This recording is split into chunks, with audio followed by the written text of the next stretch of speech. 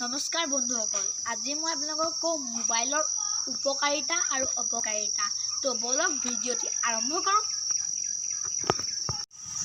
Mobile আজিকালি সকলোতে mobile, তাতে আকৌ লকডাউনো দি দিলে। লকডাউন দিয়াৰ ফলত মোবাইলৰ ব্যৱহাৰ বহুত বেছি হৈ গ'ল। মোৰ ভিডিঅ'টি ষ্টাৰ্ট কৰাৰ আগতে মই কৈ লওঁ যে মোবাইল আপোনালোকৰ এটা বন্ধু।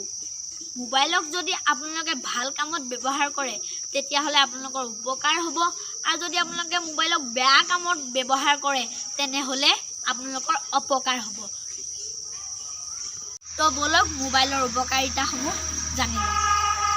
প্ৰথমতে আমি আজৰি টাইমত মোবাইলৰ পৰা কিছু মনোৰঞ্জন ল'ব পাৰোঁ, আৰু দ্বিতীয়তে আপোনালোকে মোবাইলত এপ বা ইউটিউব চেনেল বনাই পইচা ঘটিব পাৰিব, আৰু তৃতীয়তে আপোনালোকে মোবাইলৰ সহায়ত শিক্ষা গ্ৰহণ কৰিব পাৰিব। এতিয়া বলক মোবাইলৰ অপকাৰসমূহ জানি লওঁ।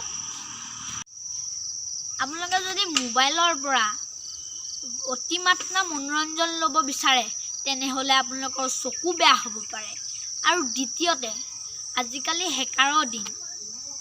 আপোনালোকৰ মোবাইল বা জিমেইলৰ সহায়ত হেকাৰে আপোনালোকৰ বেংকৰ সকলো পইচা চিজ কৰি লৈ যাব পাৰে, আৰু তৃতীয়তে আপোনালোকে যদি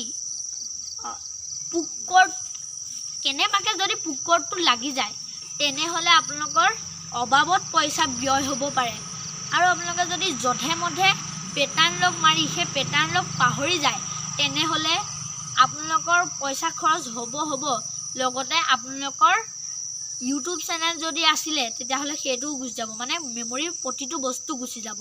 তেতিয়াহ'লে আগন্তুক ভিডিঅ'ত আকৌ লগ পোৱাৰ আশাৰে নমস্কাৰ।